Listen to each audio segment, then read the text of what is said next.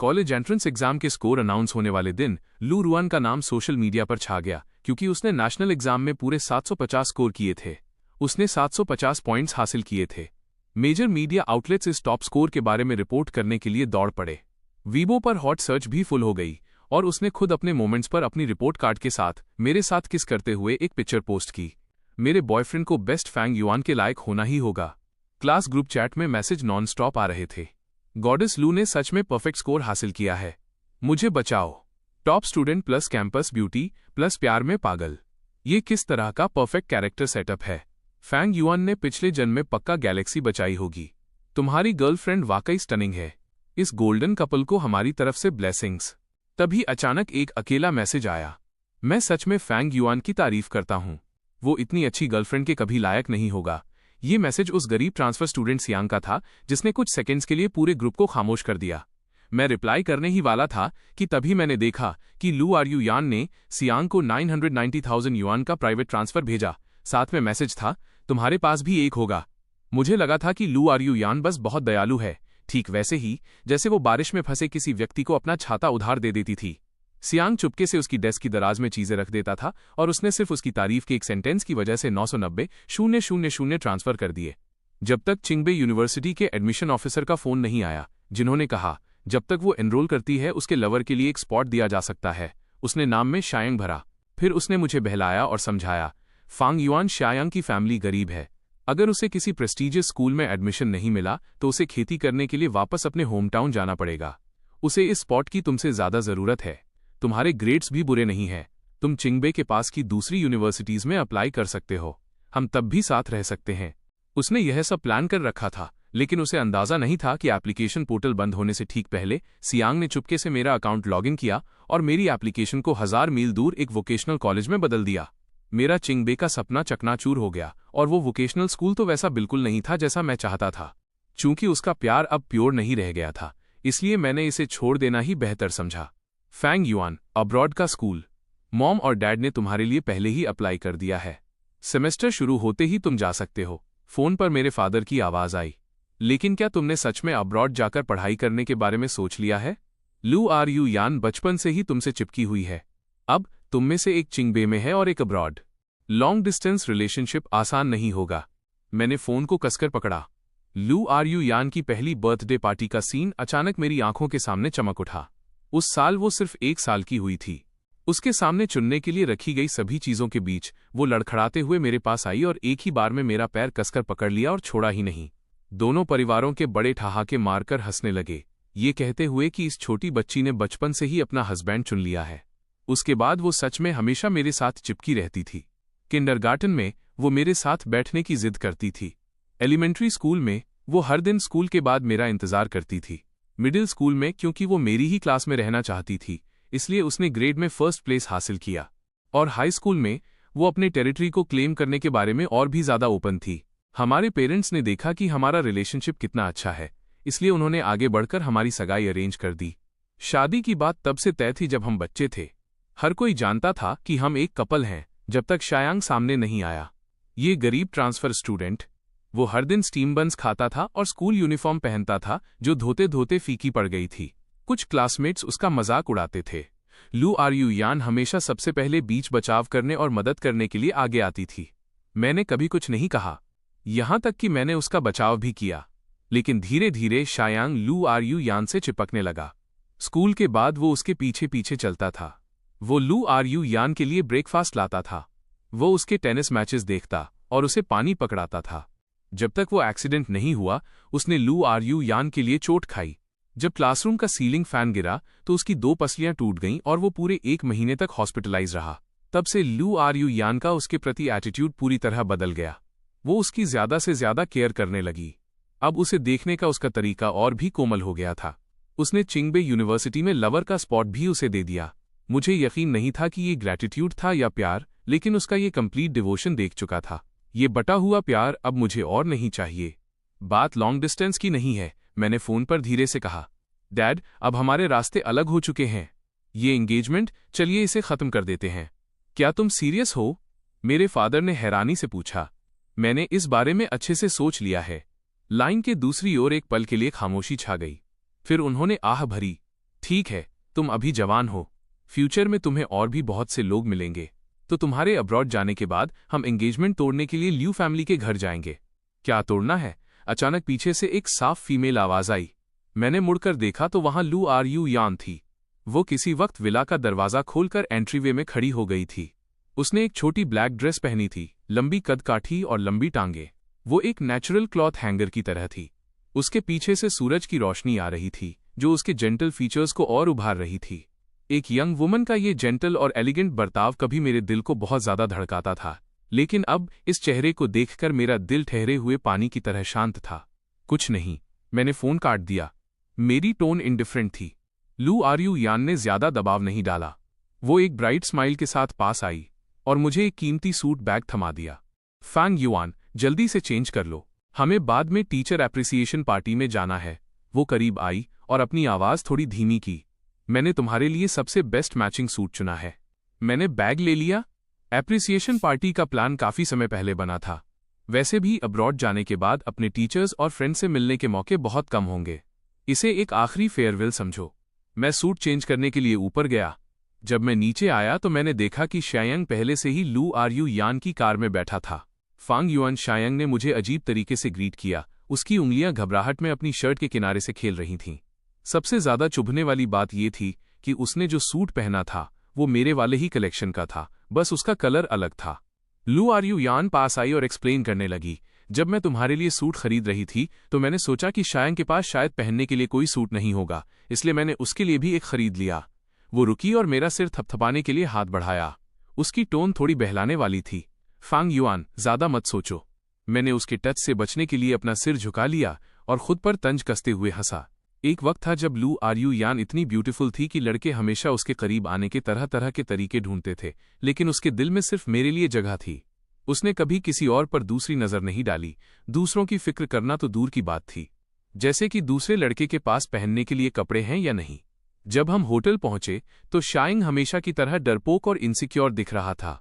लू आर यू यान पूरी शाम उसी के इर्द गिर्द घूमती रही, उसे खाना सर्व करती रही और ड्रिंक्स डालती रही, यहां तक कि जब उसने कुछ टेस्टी खाया और उसकी आंखों में चमक आई तो वो उसे देखकर मुस्कुराने लगी।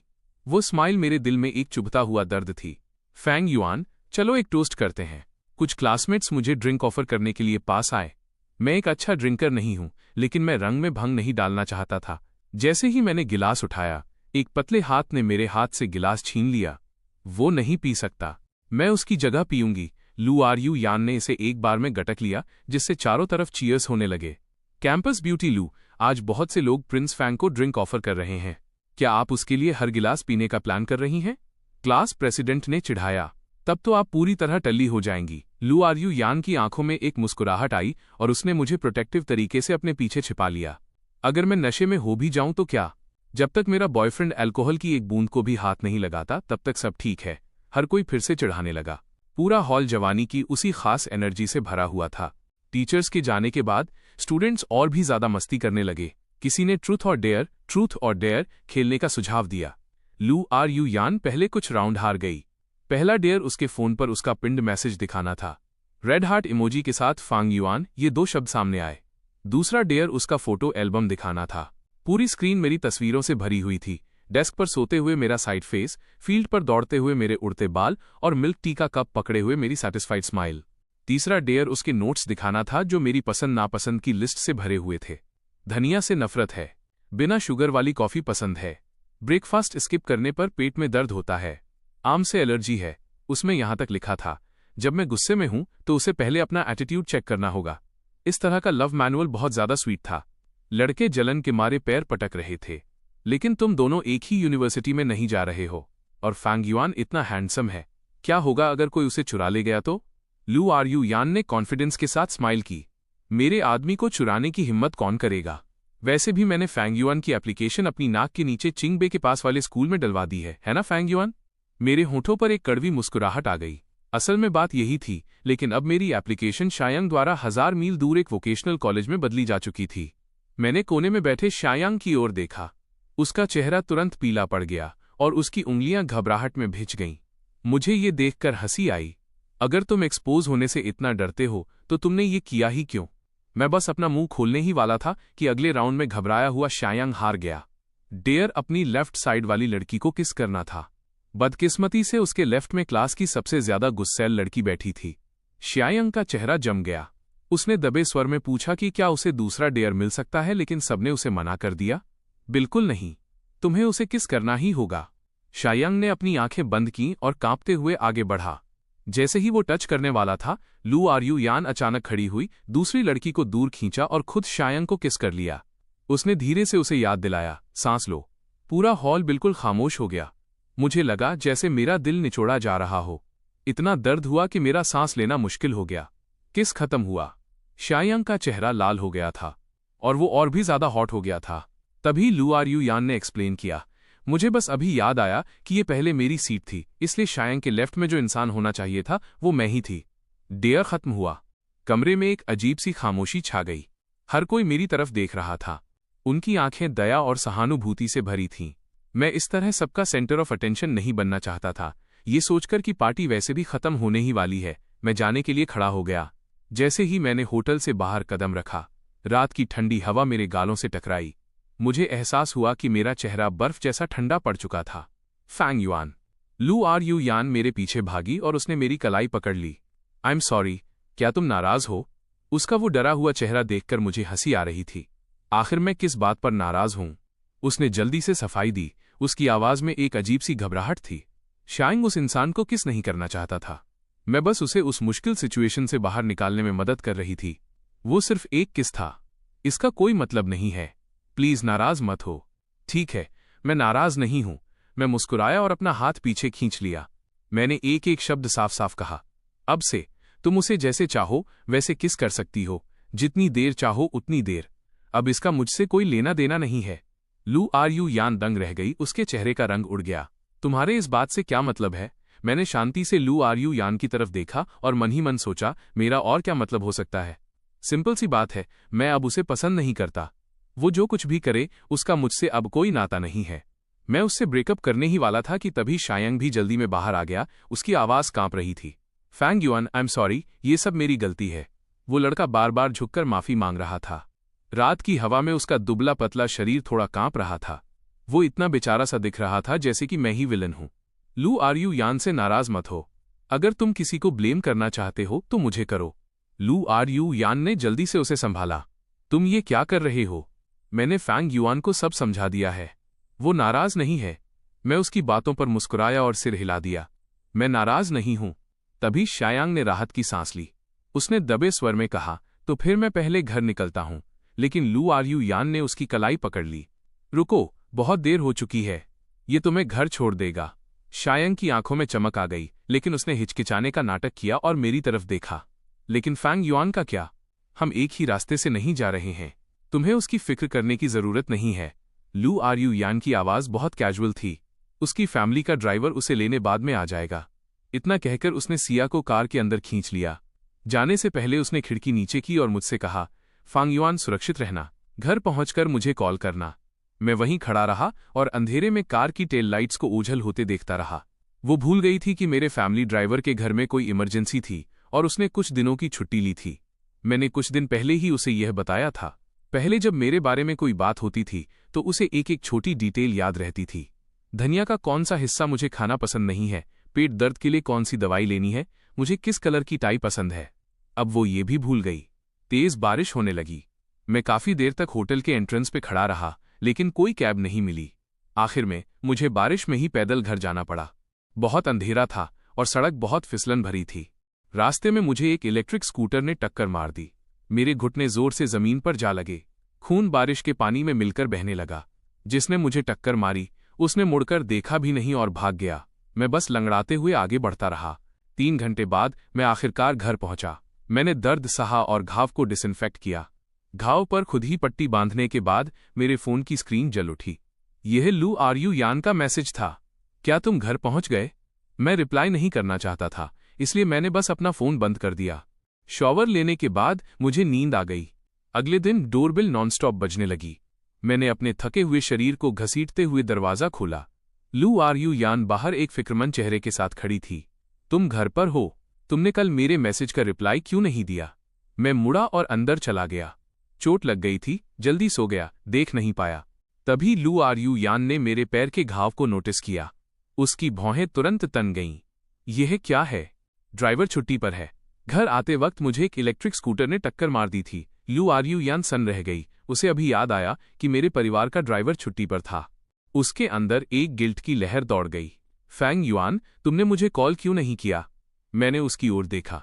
अगर मैंने तुम्हें कॉल किया होता तो क्या तुम मुझे लेने वापस आती? बेशक। तो अगर उसी वक्त शायांग के साथ भी कुछ हुआ होता, क्या तब भी मैं ही तुम्हारी पहली चॉइस होता? लू आरयू यान एक सेकंड के लिए रुकी, फिर उसने सिर हिलाया। बेशक। मैं मुस्कुराया और कहा, अब और नहीं। पहले जब वो बेशक कहती थी तो उसमें कोई झिझक नहीं होती थी। तब उसकी आंखें सिर्फ मुझे देखती थीं। अगर मैं सिर्फ अपनी भौहें सिकोड़ता तो वो बता सकती थी कि मेरा मूड खराब है। लेकिन अब एक सेकंड की झिझक ही सब कुछ कहने के लिए काफी थी। लू आरयू यान को यकीन नहीं था कि मैं नाराज हूं या नहीं। पहले अगर मैं नाराज होता तो मैं उसे दिनों तक इग्नोर करता था। मैं नखरे करता और वो मुझे मनाती थी। लेकिन अब भले ही मैं उससे बात कर रहा था, पर यह बात उसे और भी ज्यादा कंफ्यूज कर रही थी। फैंग युआन, चलो ओशन पार्क चलते हैं, लू आरयू यान ने अचानक कहा। उसकी टोन थोड़ी बहलाने वाली थी, जैसे वो किसी चीज की भरपाई करने की जल्दी में हो। मैंने अपना सिर हिलाया। मैं अब और नहीं जाना चाहता।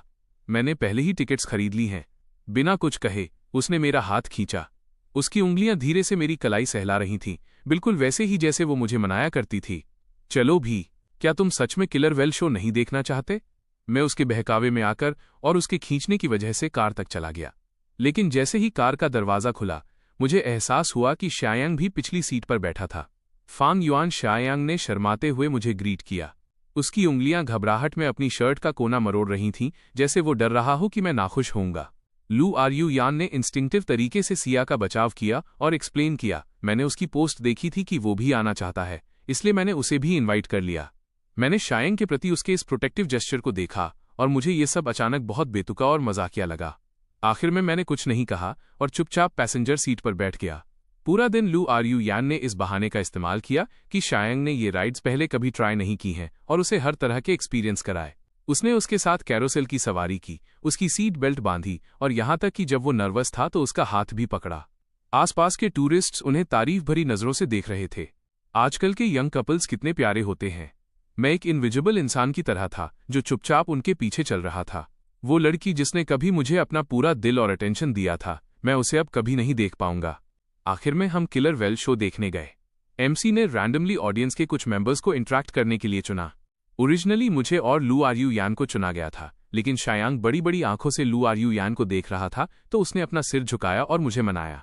फैंग युआन, शायांग का ये यहाँ पहला मौका है, उसे थोड़ा एक्सपीरियंस करने दो, ठीक है? मैंने कुछ नहीं कहा, जिसे उसने एक मूक सहमति मान लिया। लू यान और शायांग स्टेज पर गए। उनमें से एक इंटरेक्शन ये था कि जब वेल पानी से बाहर कूदेगी तो उन दोनों को एक सुवेनियर फोटो के लिए सबसे ऊंचे पॉइंट पर किस करना होगा। जैसे ही एमसी ने बोलना खत्म किया, शायांग शर्मा गया। ऑडियंस में शोर मच गया। लू यान ने उसकी तरफ देखा। बिना किसी हिचकिचाहट के उसने सीधे उसकी गर्दन का पिछला हिस्सा पकड़ा और उसे किस कर लिया। पूरा वेन्यू पागल हो गया। मैं स्टेज के नीचे बैठा था। मेरा दिल ऐसा महसूस कर रहा था जैसे उसे किसी इनविजिबल हाथ से भींचा जा रहा हो। इतना दर्द हुआ कि मैं बमुश्किल सांस ले पा रहा था। अगर पहली बार उसने शायांग को किस उसे किसी मुसीबत से बाहर निकालने के लिए किया था, तो इस बार के बारे में क्या? शो खत्म होने के बाद लू आरयू यान एक्सप्लेन करना चाहती थी, लेकिन मैंने उसे बीच में ही काट दिया। मैं जानता हूं कि तुम किसी का टाइम वेस्ट नहीं करना चाहती थीं। लू आरयू यान दंग रह गई। उसके दिल में एक अनप्रेसिडेंटेड पैनिक पैदा हुआ। शाम के समय हम आतिशबाजी के फिनाले का इंतजार करने के लिए सेंट्रल सीढ़ियों पर गए। लू आरयू यान ने मुझे मनाने के लिए मेरी फेवरेट आतिशबाजी डिस्प्ले का यूज करने का प्लान बनाया था, लेकिन एक एक्सीडेंट हो गया। पास की आतिशबाजी में अचानक ब्लास्ट हुआ। चिंगारियां हर तरफ उड़ने लगीं। भीड़ में तुरंत अफरा तफरी मच गई। धक्का मुक्की में मुझे धक्का लगा और मैं कुछ कदम लड़खड़ा गया। जैसे ही मैं सीढ़ियों से नीचे गिरने वाला था, लू रू यान ने इंस्टिंक्टिव तरीके से मुझे पीछे खींचने के लिए हाथ बढ़ाया, लेकिन पीछे से शायांग की डरी हुई चीख आई, रू यान। उसने एक नज़र देखने के लिए अपना सिर घुमाया और आखिरकार बिना किसी हिचकिचाहट के मुड़ी और शायांग की तरफ भागी। मैंने उसकी उस डिसाइसिव पीठ को देखा जब वो जा रही थी। मेरा दिल ऐसा लगा जैसे टुकड़े टुकड़े हो गया हो। मेरा पूरा शरीर सीढ़ियों से नीचे जा गिरा और घबराई हुई भीड़ ने मुझे कुछ बार कुचल दिया। किस्मत से एक दयालु इंसान ने मुझे ऊपर उठाया। जब तक लू आरयू यान शायांग को बचाते हुए वापस लौटी, मैं चोटों से भर चुका था। मेरे घुटने और हाथ चोटों और खरोंचों से भरे थे। Fang Yuan. लू आरयू यान ने दुखी होकर मुझे गले लगाना चाहा। मैंने उसके हाथों को टाल दिया। मेरी आवाज डरावनी हद तक शांत थी। मैं ठीक हूं। तुम्हें शायांग को घर ले जाना चाहिए। लू आरयू यान चैन से कैसे रह सकती थी। उसने शायांग को खुद कैब लेने के लिए कहा और मुझे चेकअप के लिए हॉस्पिटल ले जाने की जिद की। डॉक्टर ने कहा कि मुझे कंकशन हो सकता है और ऑब्जर्वेशन के लिए हॉस्पिटलाइज होने की जरूरत है। लू यान मेरे पास रुकी रही, एक सेकंड के लिए भी नहीं गई। मैंने उसे भेजने की कितनी भी कोशिश की, वो नहीं गई। लेकिन जैसे ही हमने एडमिशन प्रोसीजर खत्म किए, शायांग का कॉल आ गया। लू आरयू यान, मेरी बिजली और पानी कट गया है। लू यान ने अपनी भौहें सिकोड़ी और हिचकिचाहट के साथ मेरी ओर देखा। मैंने शांति से कहा, तुम्हें जाना चाहिए, सब ठीक रहेगा, नर्स यहां है। लू यान आखिरकार खड़ी हो गई। मैं जल्दी वापस आऊंगी। वो जल्दी से चली गई। मैंने उसे जाते हुए देखा। अचानक मैंने उसे आवाज दी, लू यान। उसने अपना सिर घुमाया। क्या बात है? मैंने उसे देखा। मुझे अचानक याद आया, बहुत समय पहले जब लू यान एक कॉम्पिटिशन के लिए बाहर थी, उसने मुझे कॉल किया था। उसने सुना कि मेरी आवाज बैठ गई है। ये जानकर कि मुझे बुखार है, उसने तुरंत अपना कॉम्पिटिशन छोड़ दिया और रात भर सफर करके वापस आ गई। वो मेरे पास रुकी रही, लेकिन अब एक दूसरे आदमी के लिए उसने मुझे तब छोड़ दिया जब मैं सीरियसली घायल था। एक पल के लिए मैं बस उससे पूछना चाहता था, क्या तुम अभी भी मुझे पसंद करती हो? लेकिन जब शब्द मेरी जुबान पर आए तो मुझे लगा कि ये सब मीनिंगलेस है। कुछ नहीं, तुम जा सकती हो। चाहे वो मुझे पसंद करे या न करे, मुझे अब परवाह नहीं है। मैं उसे पूरी तरह छोड़ दूंगा। तुम पिछले कुछ सालों की अपनी सारी फीलिंग्स को जाने दोगे। मैं 3 दिनों तक हॉस्पिटल में था। इन 3 दिनों के दौरान मैंने सोशल मीडिया पर सिया चैंग की 17 पोस्ट देखी। लू आरयू यान मुझे हॉटपॉट के लिए बाहर ले गई। साथ में लू आरयू यान की एक फोटो थी। उसकी पतली उंगलियां उसके बाउल में बीफ डाल रही थीं। पहली बार बंजी जंपिंग। बहुत नर्वस हूं। साथ में हाई प्लेटफॉर्म पर खड़ी लू आरयू यान की फोटो थी, जो उसे प्यार से देख रही थी। वही लुक जो वो सालों पहले मुझे दिया करती थी। लू आरयू यान ने कहा, मुझे जुकाम है, तुम्हें मेरा अच्छे से ख्याल रखना होगा। साथ में हॉस्पिटल के बेड के पास बैठी लू यान की फोटो थी, जो धीरे धीरे चम्मच से गर्म दलिया चला रही थी। मैंने शांति से स्क्रॉल कर दिया, शायद इसलिए क्योंकि मुझे इतनी बार चोट लगी है कि मेरा दिल अब सुन्न हो गया है। जिस दिन मुझे डिस्चार्ज किया गया, फिजिकल थेरेपी के लिए मेरे रेगुलर हेल्थ मैनेजमेंट सेंटर में मेरा अपॉइंटमेंट था। जैसे ही मैंने कांच का दरवाजा धकेला, एक जानी पहचानी आवाज गूंजी, फैंग युआन। लू यान रिसेप्शन डेस्क के पास खड़ी थी। उसके बगल में शायांग था, जो काफी ऑकवर्ड और असहज दिख रहा था। उसके चेहरे पर पैनिक की एक साफ झलक दिखाई दी। तुम्हें डिस्चार्ज कब किया गया? क्या तुम्हारे घाव में अभी भी दर्द होता है? ये ठीक हो गया है, मैंने सपाट लहजे में जवाब दिया। मेरी नजर शायांग पर पड़ी। लू आरयू यान ने राहत की सांस ली। उसने एक्सप्लेन किया, शायांग पहले कभी ऐसी जगह नहीं आया है, इसलिए मैं उसे यहां कुछ पॉस्चर करेक्शन ट्राई करने के लिए ले आई। वो एक पल के लिए रुकी। संयोग से मुझे भी इन चीजों की ज्यादा समझ नहीं है। तुम उसके साथ ट्रेनिंग कर सकते हो। मैं सबके सामने तमाशा नहीं बनाना चाहता था कि लोग हंसे, इसलिए मैंने सिर हिला दिया। वे दोनों एक साथ रिहैबिलिटेशन रूम में दाखिल हुए। मेरे ट्रेनर ने कस्टम डिजाइन इक्विपमेंट निकाले। उसने डैमेज को असेस करने में मेरी मदद करना शुरू किया। सिया चैंग मेरे बगल में खड़ा होकर उस प्राइवेट ट्रेनिंग सेशन को प्रशंसा भरी नजरों से देख रहा था। ये बहुत महंगा होगा। एक यंग मास्टर वाकई एक यंग मास्टर होता है। मेरी तरह नहीं, मैंने पूरी जिंदगी कभी प्राइवेट ट्यूटर नहीं रखा। लू आरयू यान ने अपनी भौहें सिकोड़ी। जलन महसूस करने की जरूरत नहीं है। इस बार तुम बस फैंग युआन के टीचर के साथ ट्रेनिंग कर सकते हो। शायांग ने जल्दी से हाथ हिलाए। नहीं, इसकी जरूरत नहीं है। मैं इतनी अच्छी सर्विस के लायक नहीं हूं। तुम क्या बकवास कर रहे हो? लू यान की आवाज पक्की थी। तुम बेस्ट के हकदार हो। मैंने अपनी आंखें बंद की और ट्रेनर से कहा, रूम चेंज कर दो, मुझे कुछ देर शांति चाहिए। लू आरयू यान दंग रह गई। मैंने वो कस्टम इक्विपमेंट पहले ही खरीद लिया है। मैं अब इसका इस्तेमाल नहीं कर रहा हूं। मैं स्टाफ से कहकर उसके लिए भी वैसा ही एक सेट मंगवा दूंगा, मैंने थकान भरे लहजे में कहा। आखिरकार मुझे उन दोनों से छुटकारा मिला। थेरेपी खत्म करने के बाद मैंने अपने कपड़े बदले और उनका इंतजार किए बिना सीधे घर चला गया। जैसे ही मैं अपने दरवाजे पर पहुंचा, लू आरयू यान ने जबरदस्ती दरवाजा धकेला। Fang Yuan. लू आरयू यान गुस्से में अंदर आई और मेरी कलाई पकड़ ली। तुमने अपने ट्रेनर से क्या कहा? पॉस्चर करेक्शन ट्रेनिंग के दौरान सिया को चोट क्यों लगी? जिस तरह से वो मुझे खींच रही थी, उससे दर्द हो रहा था। मैं एक पल के लिए सन्न रह गया। क्या? मैंने तुम्हें पहले ही बताया है। मैं उसका ज्यादा ख्याल सिर्फ इसलिए रख रही हूं क्योंकि उसने एक बार मुझे बचाया था। लू आरयू यान की आवाज अपना गुस्सा दबा रही थी। मैं जिसे पसंद करती हूं वो अभी भी तुम ही हो। अगर तुम नाखुश हो तो तुम अपना गुस्सा मुझ पर निकाल सकते हो। तुम उसे नुकसान क्यों पहुंचाओगे? मैंने उसे यकीन न होने वाली नजरों से देखा। मैंने उसे कोई नुकसान नहीं पहुंचाया। ट्रेनर के पॉस्चर करेक्शन मूवमेंट्स प्रोफेशनल होते हैं। वो जानबूझकर कैसे उसे चोट पहुंचा सकता है? किसी को घायल कर देंगे? वो रिहैबिलिटेशन सेंटर तुम्हारी फैमिली का है, लू यान ने तंज कसा। अगर तुम उन्हें उसे थोड़ा परेशान करने के लिए कहते तो क्या इसके लिए सिर्फ एक शब्द काफी नहीं होता? उसकी आंखों में ये सब देखकर मेरा दिल दर्द से भर गया। क्या मैं इस तरह का इंसान हूं? मैंने अपना मुंह खोला पर कोई शब्द बाहर नहीं आया। लू आर्यू यान ने मेरी खामोशी को मेरा गुनाह मान लिया। वो मुझे सीधे बाहर खींच ले गई। तुम क्या कर रही हो? मैंने संघर्ष किया।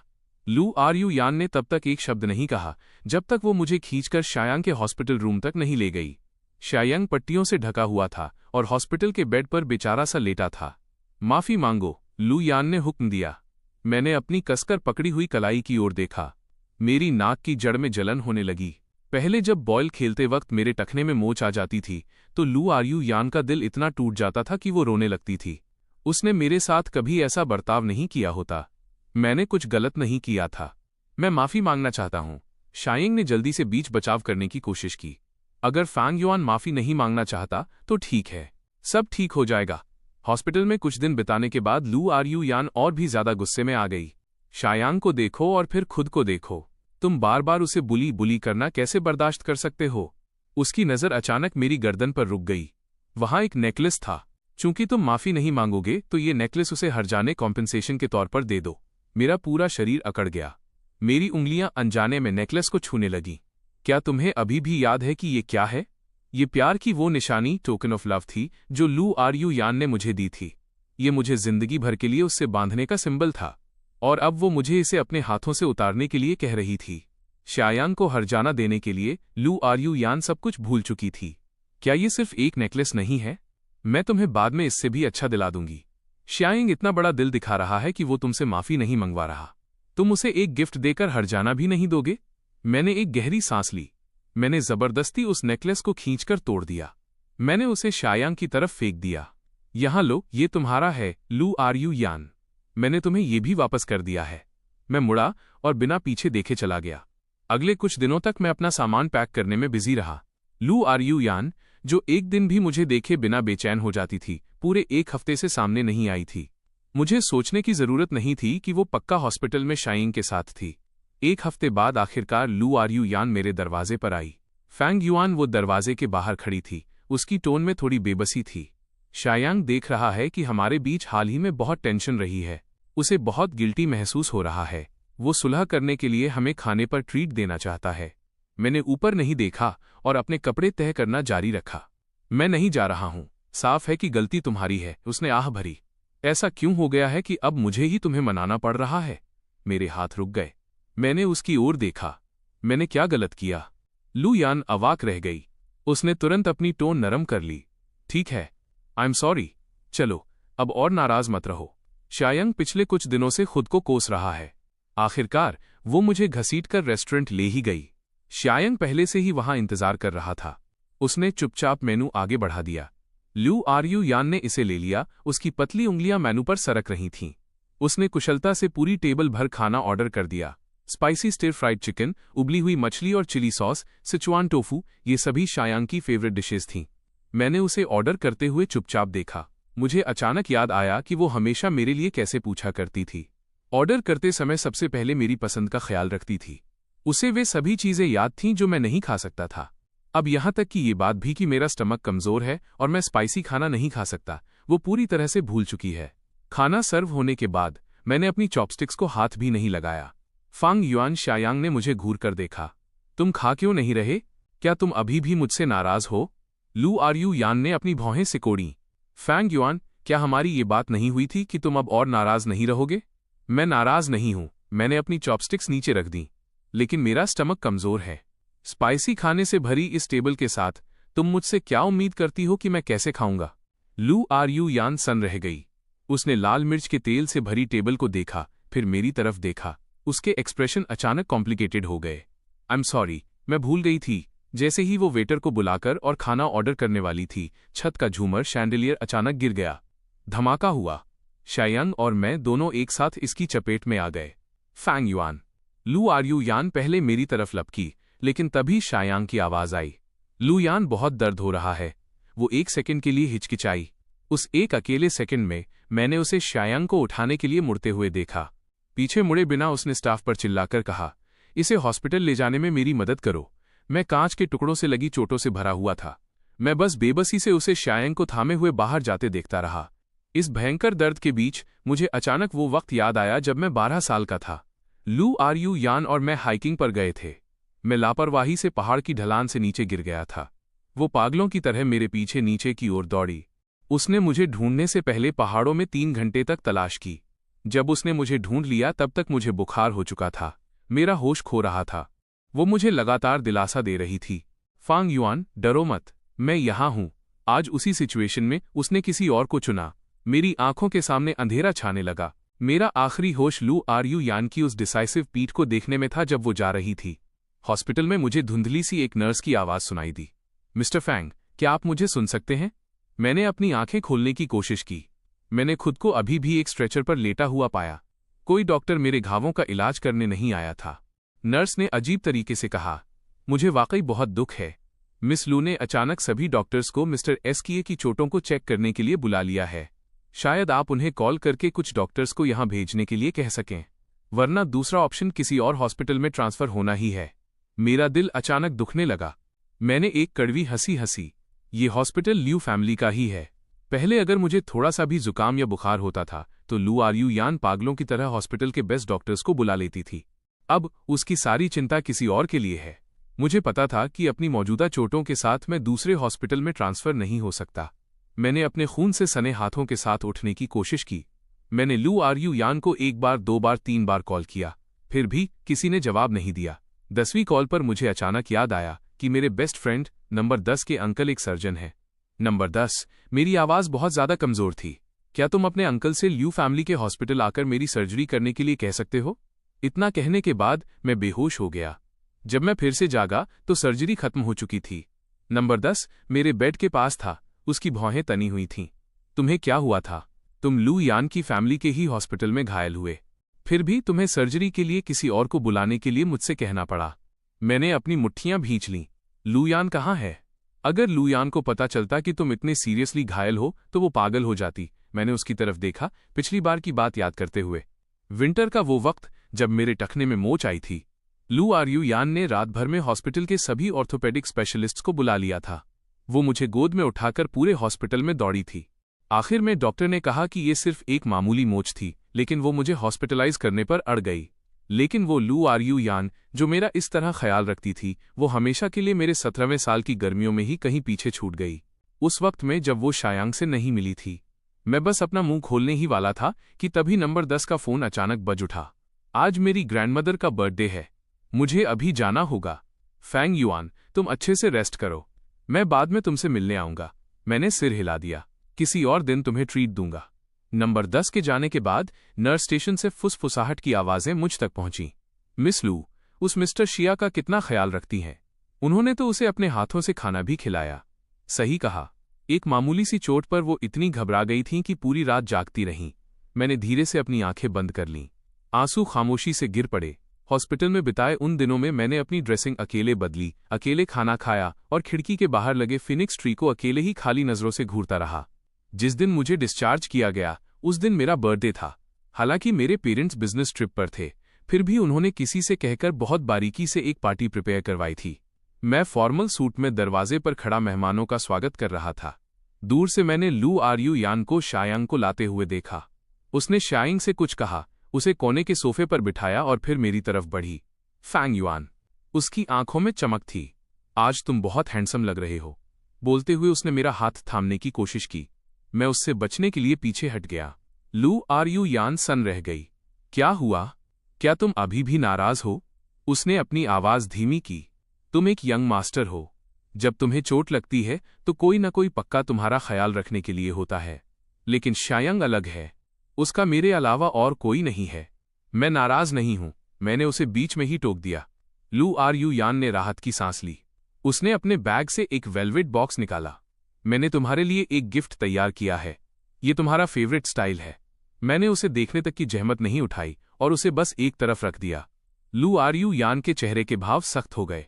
आखिर तुम्हें हाल ही में हुआ क्या है? उसकी आवाज थोड़ी कांपी।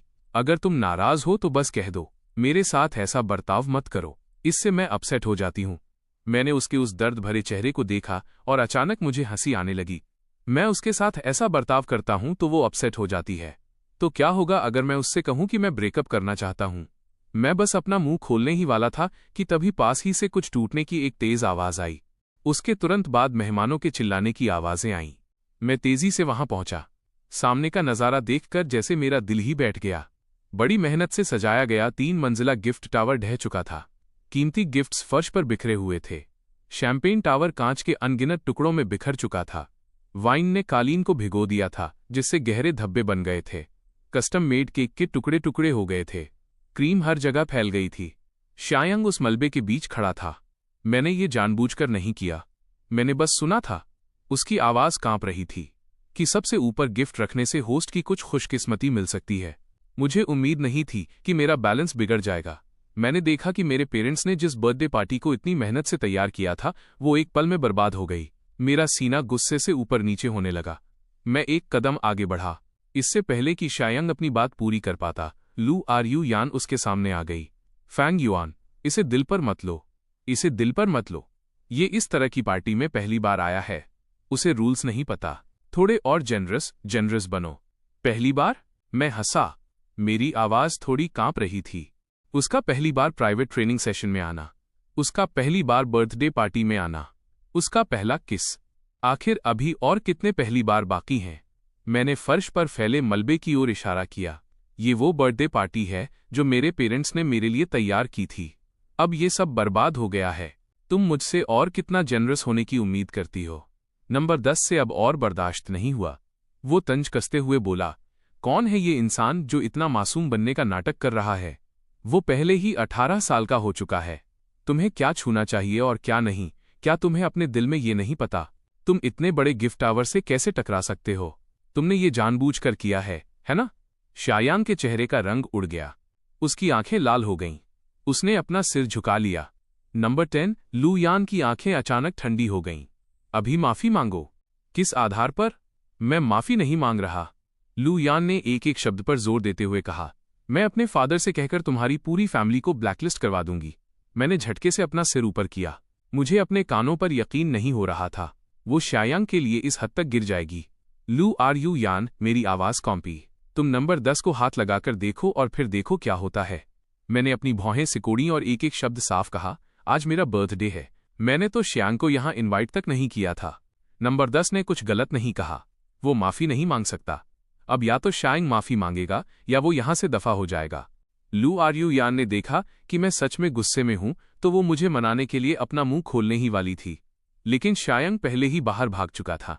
सिया चियांग, लू यान घबरा गई।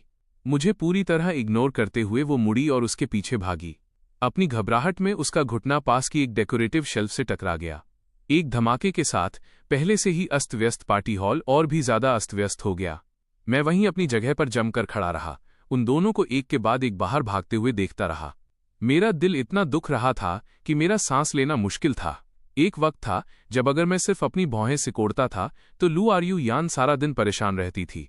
अब मैंने अपनी बात इतनी साफ कह दी है, फिर भी उसने मुड़कर नहीं देखा। क्या लू आर यू यान पागल हो गई है जो एक बाहरी इंसान के लिए तुम्हारे साथ ऐसा बर्ताव कर रही है?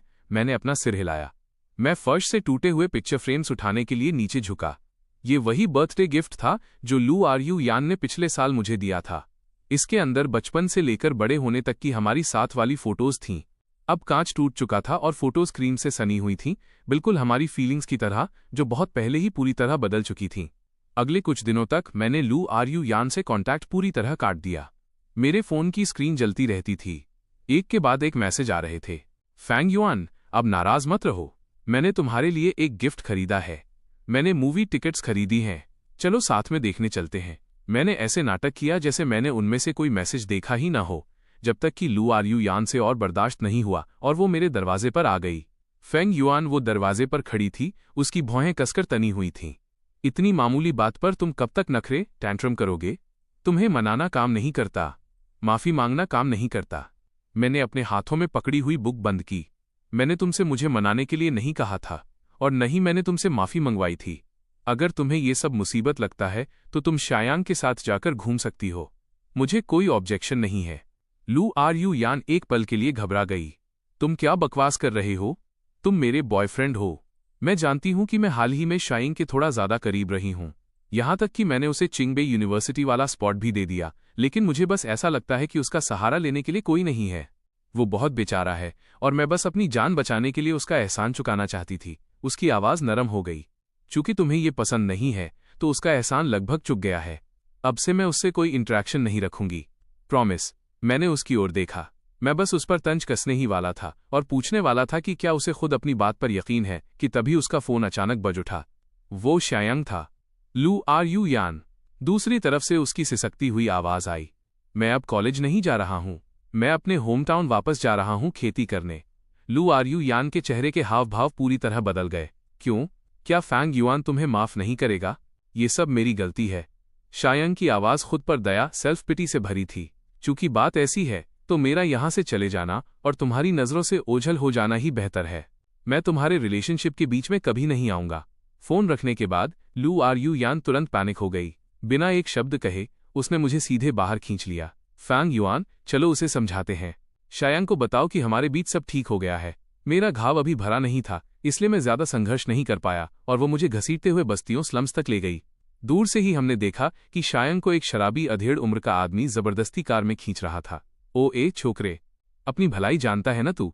उस आदमी ने तसल्ली से उसके चेहरे पर एक थप्पड़ जड़ा। तुझे पता है कि तुझे गांव वापस जाकर खेती करनी है और अपने बुढ़े बाप की शराब के लिए पैसे कमाने हैं। लू आर यू यान चिल्लाते हुए आगे बढ़ी। उसे छोड़ो, वो कहीं वापस नहीं जा रहा। शाइंग का फादर, जो अपनी कमाई का जरिया बंद होते देख रहा था, एक लाठी उठाकर गालियां देने लगा। मेरा बेटा है, तुम्हारा इससे कोई लेना देना नहीं है। लू आर यू यान एक लाड़ प्यार में पली बढ़ी लड़की थी। ये पहली बार था जब उसका सामना इस तरह के इंसान से हुआ था। एक बदमाश के सामने उसने अपने बॉडीगार्ड्स को आगे कर दिया। फिर उसने शायांग का हाथ पकड़ा। मेरे साथ चलो, लेकिन शायांग ने मना करते हुए संघर्ष किया। नहीं, मैं वहां वापस नहीं जा सकता। मेरी वजह से तुम्हारा और फैंग युआन का झगड़ा हुआ है। वो जितना ज्यादा समझदार बनने का नाटक करता, लू आर यू यान का दिल उतना ही ज्यादा टूटता। उसने ठान लिया था कि चाहे कुछ भी हो जाए वो उसे अपने साथ ले जाएगी। छोड़ो उसे, कोई मेरे कामधेनु कैश काऊ को यहां से नहीं ले जा सकता। शायांग का बाप गुस्से में आग बबूला हो गया। उसने अचानक एक चाकू निकाला और हमारी तरफ लपका। उस अफरा तफरी में शायांग ने मुझे जोर से धक्का दे दिया। धप! जैसे ही वो चाकू मेरे शरीर में घुसा, मैंने लू आर यू यान की कलेजा चीर देने वाली चीख सुनी, फैंग युआन। जब मैं दोबारा जागा तो लू आर यू यान मेरे हॉस्पिटल बेड के पास पहरा दे रही थी। उसकी आंखों के नीचे काले घेरे डार्क सर्कल्स थे। फैंग युआन, तुम जाग गए। वो जल्दी से करीब आई। उसकी आवाज बहुत ज्यादा जेंटल थी। क्या अभी भी दर्द हो रहा है? तुम क्या खाना चाहते हो? मैं किसी से कहकर तैयार करवाती हूं, मैंने कमजोरी से पूछा। शायांग कहाँ है? लू आर यू यान का चेहरा सख्त हो गया। उसे दोष मत दो। उसने तुम्हें जानबूझकर धक्का नहीं दिया।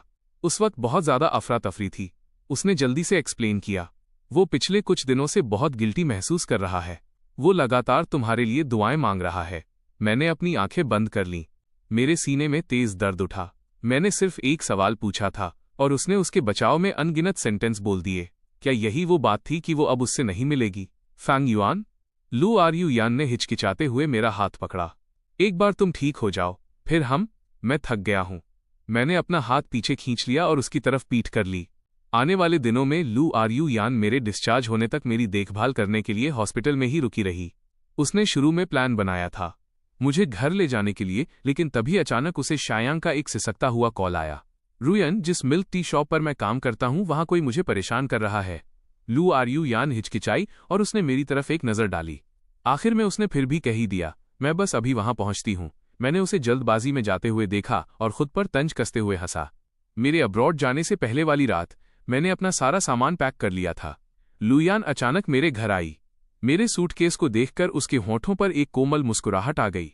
सब पैक हो गया? मैं तुम्हारी मदद करने के लिए आने का प्लान बना रही थी, कहीं तुम जैसा भुलक्कड़ इंसान कुछ भूल न जाए। उसने मेरा सिर थपथपाने के लिए हाथ बढ़ाया।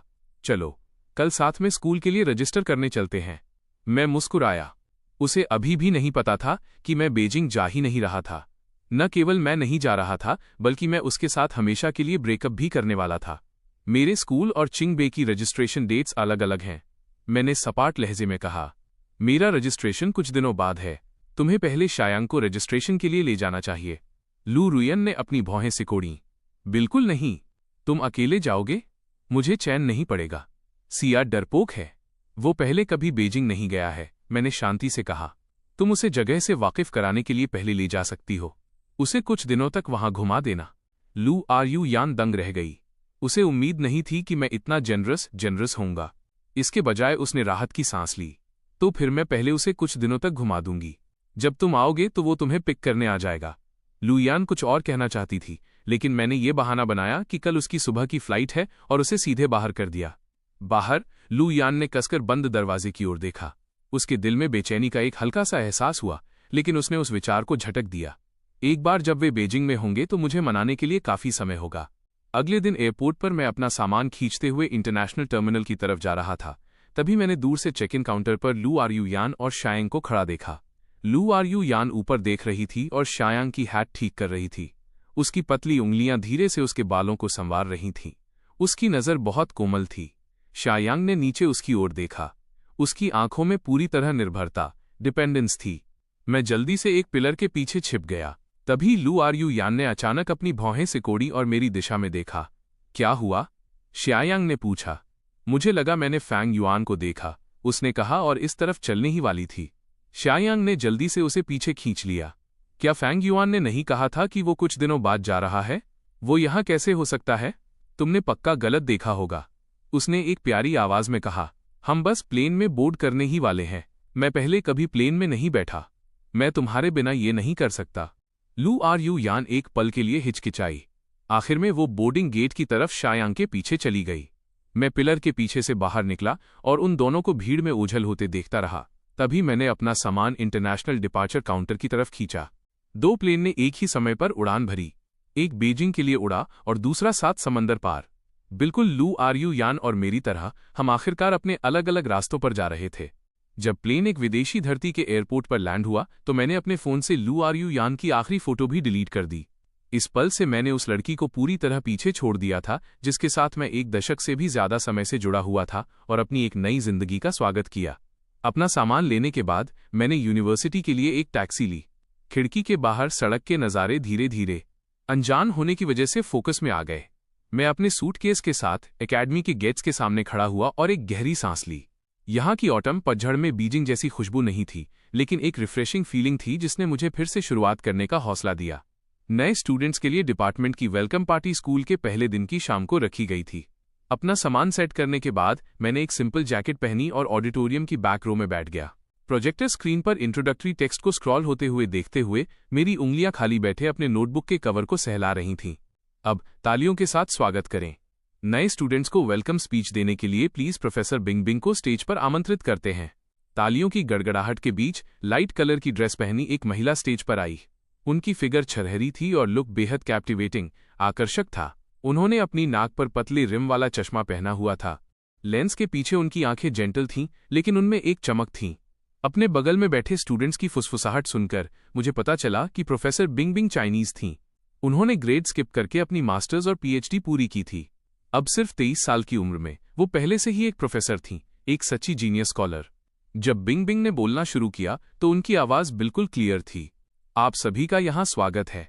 प्रोफेसर के टाइटल के मुकाबले मैं आपकी एकेडमिक जर्नी में एक साथी कंपेनियन बनना ज्यादा पसंद करूंगी। मेरी नजरें ठहर गईं।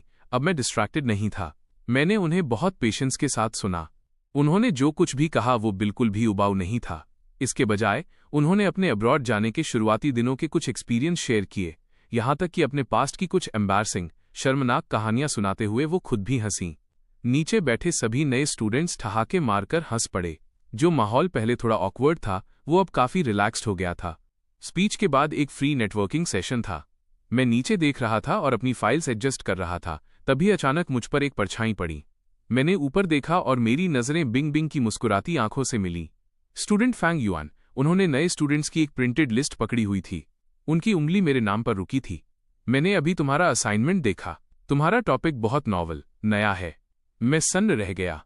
मैं जल्दी से खड़ा हुआ और उन्हें झुककर ग्रीट किया। Hello professor Bing. इतना फॉर्मल होने की जरूरत नहीं है। बिंग बिंग ने मुझसे हाथ मिलाया। उनकी नज़र मेरे असाइनमेंट के रिसर्च डायरेक्शन वाले सेक्शन पर पड़ी। मैं अभी जिस प्रोजेक्ट पर काम कर रही हूँ वो इत्तेफाक से तुम्हारे बताए गए कंटेंट से रिलेटेड है। शायद हम इस पर आगे डिस्कस कर सकते हैं। उनका लहजा बिल्कुल भी घमंडी नहीं था, बल्कि वो एक आउटस्टैंडिंग स्टूडेंट के साथ बराबरी से डिस्कशन और सराहना कर रही थीं। मेरी तनी हुई नर्व्स धीरे धीरे रिलैक्स हो गईं। मैंने हिम्मत करके अपने थॉट्स शेयर किए। हम दोनों के बीच बहुत हार्मोनियस शांतिपूर्ण डिस्कशन हुआ। हम ऑडिटोरियम के एक कोने में खड़े होकर करीब 1 घंटे तक बात करते रहे। मैं जितना ज्यादा बोलता गया उतना ही उत्साही होता गया, यहां तक कि अपनी शुरुआती घबराहट भी भूल गया। अंधेरा हो रहा था। I am sorry professor Bing, क्या मैंने आपका बहुत ज्यादा टाइम ले लिया? जब मुझे होश आया तो मैंने महसूस किया कि आसपास के ज्यादातर लोग जा चुके थे। मैंने झेपते हुए कहा। बिंग मुस्कुराईं और उन्होंने अपना सिर हिलाया। मुझे खुशी है कि फ्रेशमैन के बीच मुझे इतना सीरियस स्टूडेंट मिला। इतना कहकर वो ऑडिटोरियम के बाहर कॉफी शॉप की तरफ मुड़ी। मैं 1 कप कॉफी लेने जा रही हूँ, क्या तुम साथ चलना चाहोगे? बिंग ने मुझे एक लाटे पकड़ाया। कप की गर्माहट मेरी उंगलियों के पोरों तक फैल गई। जब आप अभी अभी आए हों तो अनजान महसूस करना लाजमी है। अगले हफ्ते पड़ोस के शहर में एक इंटरनेशनल सेमिनार है। क्या तुम मेरी टीम के साथ चलना चाहोगे? तुम इस फील्ड के कुछ सीनियर्स को जान पाओगे। ये तुम्हारे टॉपिक के लिए हेल्पफुल हो सकता है। मैंने कॉफी का वो गर्म कप पकड़ा और उनके चश्मे के पीछे उन सिंसियर आंखों को देखा। मेरे दिल का एक कोना धीरे से सहल गया। जी थैंक यू प्रोफेसर बिंग। अंधेरा घिर रहा था। हम दोनों ऑडिटोरियम से कंधे से कंधा मिलाकर बाहर निकले। रात की हवा ने मेरे बालों को उड़ाया। मैंने रिफ्लेक्सिव तरीके से उन्हें पीछे की तरफ संवारा। मैंने अपना सिर घुमाया तो ठीक उसी वक्त प्रोफेसर बिंग की प्रोफाइल को देखा। वो स्ट्रीट लाइट के नीचे खड़ी दूर बने क्लॉक टावर को देख रही थीं और बहुत जेंटल लग रही थीं। मेरा फोन मेरी जेब में चुपचाप पड़ा था। मैंने बहुत पहले ही लू आर यू यान के कांटेक्ट करने के सभी तरीके ब्लॉक कर दिए थे। मैंने डोमेस्टिक सोशल मीडिया के नोटिफिकेशंस भी टर्न ऑफ कर दिए थे। अब कोई मुझे परेशान नहीं कर सकता था। अब उस गर्म कॉफी के कप को पकड़े हुए और अपने बगल में खड़े इंसान को सेमिनार की डिटेल्स डिस्कस करते हुए सुनकर मुझे बहुत शांति और सुकून महसूस हुआ। मुझे अचानक लगा कि शायद मैं सच में इस विदेशी धरती पर बेहतर महसूस करना शुरू कर सकता हूं और धीरे धीरे आगे बढ़ सकता हूं। मैंने अपना सिर झुकाया और कॉफी की एक चुस्की ली। उसकी गर्म मिठास मेरी जुबान की नोक से लेकर दिल की गहराई तक फैल गई। प्रोफेसर बिंग की रिसर्च टीम ज्वाइन करने के बाद मेरी लाइफ अनगिनत एक्सपेरिमेंट्स और किताबों से भर गई। लैबोरेटरी वो जगह बन गई जहां मैं सबसे ज्यादा रहने लगा। कभी कभी मैं खिड़की से बाहर देखता तो महसूस होता कि आसमान बिल्कुल काला हो चुका है। प्रोफेसर बिंग का ऑफिस लैब के ठीक बगल में था। ऐसा लगता था जैसे उनके पास प्रोजेक्ट्स का कभी न खत्म होने वाला खजाना है। वो अक्सर देर रात तक मेरे साथ रुकती थीं। एक बार डिजिटल मॉडल को कैलिब्रेट करते समय हम दोनों कंप्यूटर स्क्रीन पर डेटा क्रॉस रेफरेंस कर रहे थे। खिड़की के बाहर से आ रही चांदनी ब्लाइंड्स के बीच से छनकर ब्लूप्रिंट पर रोशनी के धब्बे बना रही थी। मैंने टेबल के कोने पर रखे कॉफी कप की तरफ हाथ बढ़ाया, लेकिन मेरी कोहनी गलती से कप के किनारे से टकरा गई। डार्क ब्राउन लिक्विड तुरंत फैल गया और ब्लूप्रिंट के किनारों पर बिखर गया, जिससे मेरी बड़ी मेहनत से लिखी हुई डायमेंशंस एक डार्क और धुंधले दाग में बदल गईं। Oh no! मैंने अपनी छिली हुई कोहनी को इग्नोर किया और चिल्ला उठा। मैंने उसे पोंछने के लिए जल्दी से टिश्यूज निकाले, लेकिन इससे दाग और भी ज्यादा फैल गया। ये वो ड्राफ्ट था जिसे मैंने 3 रातें जागकर तैयार किया था। मैं पैनिक हो गया और मेरी आवाज कांपने लगी। जल्दबाजी मत करो। एक छोटे और पतले हाथ ने अचानक मेरी कलाई पकड़ ली। मुझे पता ही नहीं चला कि कब बिंग मेरे पीछे आकर खड़ी हो गई थीं। उन्होंने उस खराब हुई ड्राइंग की तरफ नहीं देखा, बल्कि मेरा हाथ उठाया। तुम्हारे खून निकल रहा है, मुझे इसकी केयर करने दो। फिक्रमंद चेहरे के साथ उन्होंने कॉटन स्वैब निकाला, मेरे घाव को डिसइंफेक्ट किया और फिर दवाई लगाई। वो ड्राइंग! इससे पहले कि मैं अपनी बात पूरी कर पाता, बिंग मुड़ी और फाइल कैबिनेट से एक नई ड्राइंग शीट निकाली। मैंने कल रात इसकी एक डिजिटल कॉपी सेव कर ली थी। हम बस एक और प्रिंट निकाल सकते हैं। ये सब करने के बाद उन्होंने शांति से एक वेट वाइप निकाला और मेरे हाथ साफ किए। मैं सन्न रह गया। मैंने नीचे देखा और उनकी नजरें मुझसे मिलीं। वह मेरे बहुत करीब खड़ी थीं। उनके बालों से आ रही परफ्यूम की हल्की खुशबू और लैब की वो खास स्मेल मिलकर एक अजीब सा सुकून दे रही थी। मुझे करने दो। बिंग ने स्वाभाविक रूप से मेरे हाथ से पेन ले लिया। वो नीचे झुकीं और मेरे बगल वाली चेयर पर बैठ गईं। हमारे कंधे कभी कभी एक दूसरे से टकरा जाते थे। जैसे ही वो सर्च करने लगीं, उस समय उनकी गर्म सांसें धीरे से मेरे कान को छूकर गुजरीं। मेरे हाथ ने वेट वाइप को कसकर भींच लिया। मैं बस अपने कान की ईयरलोब को थोड़ा गर्म होते हुए महसूस कर सकता था। ऐसा लगा जैसे मेरे दिल की गहराई में कोई चीज धीरे से खरोंच रही है, जिससे हल्की सी गर्माहट पैदा हो रही थी। कुछ दिनों बाद वीकेंड पर बिंग ने एक टेक्स्ट भेजा। सेंट्रल आर्ट म्यूजियम में मिडीवल आर्किटेक्चर पर एक स्पेशल एग्जीबिशन लगी है। वहाँ कुछ फ्रेस्को मैन्युस्क्रिप्ट्स भी हैं। ये तुम्हारी रिसर्च के लिए तुम्हें कुछ आइडियाज दे सकते हैं। क्या साथ चलना चाहोगे? मैंने लगभग तुरंत हाँ कर दी। एग्जीबिशन हॉल की लाइट बहुत सॉफ्ट थी। दीवारों पर एक के बाद एक खूबसूरत पेंटिंग्स डिस्प्ले की गई थीं। मैं एक पेंटिंग के सामने रुक गया। पेंटिंग में आर्च डोर पर लगा स्टेन ग्लास सूरज की रोशनी में पारभासी ट्रांसल्यूसेंट लग रहा था। यहाँ तक कि पत्थरों की दरारें और बेलें भी बहुत जीवंत तरीके से पेंट की गई थीं। मैं उसे मंत्रमुग्ध होकर देखता रहा। मेरी उंगलियां अनजाने में पेंटिंग के आर्किटेक्चरल कर्व्स को ट्रेस करने लगीं। जैसे कि ये वाला। मेरे पीछे से बिंग बिंग की आवाज आई। मैंने अपना सिर घुमाया और उन्हें एग्जीबिशन गाइड पकड़े हुए अपनी ओर मुस्कुराते हुए देखा। मुझे अंदाजा था कि तुम्हें इनमें इंटरेस्ट होगा। ये फ्रेस्को और जिस टॉपिक पर तुमने पहले रिसर्च की थी उनमें असल में बहुत कुछ कॉमन है। उन्होंने वाकई मेरी रिसर्च की वो डिटेल्स याद रखी थी जो मैंने चलते फिरते बताई थीं। मेरा दिल धड़क उठा। मैं हैरानी में ऊपर देखने लगा और ठीक उसी वक्त मेरी नजरें उनकी मुस्कुराती आंखों से मिलीं। उस पल मेरे दिल की एक धड़कन रुक गई। मैंने जल्दी से अपनी नजरें हटा लीं और फ्रेम पर लिखे कैप्शन को देखने का नाटक करने लगा, लेकिन मेरे कान लाल होने से नहीं रुक पाए। पहले जब मैं लू आर्यू यान के साथ था, उसका प्यार हमेशा पैशनेट और दिखावे वाला होता था, बिल्कुल तपती गर्मियों के सूरज की तरह। लेकिन बिंग बिंग की कोमलता बसंत की फुहार जैसी थी, जो चुपचाप मेरे दिल में समा रही थी। यहाँ देखो। बिंग बिंग ने पेंटिंग की ओर इशारा किया। ये लोड बेरिंग स्ट्रक्चर और पिछली बार तुम्हारे द्वारा रिस्टोर किए गए यिंगसियन लकड़ी के पगोडा के अंडरग्राउंड लेवल में कितनी शानदार समानता है ना? मैं करीब से देखने के लिए झुका। हमारे सिर एक दूसरे के करीब थे। हमारी शांत चर्चा उस खामोश एग्जीबिशन हॉल में गूंज रही थी। कभी कभी हमारे हाथ गलती से टच हो जाते।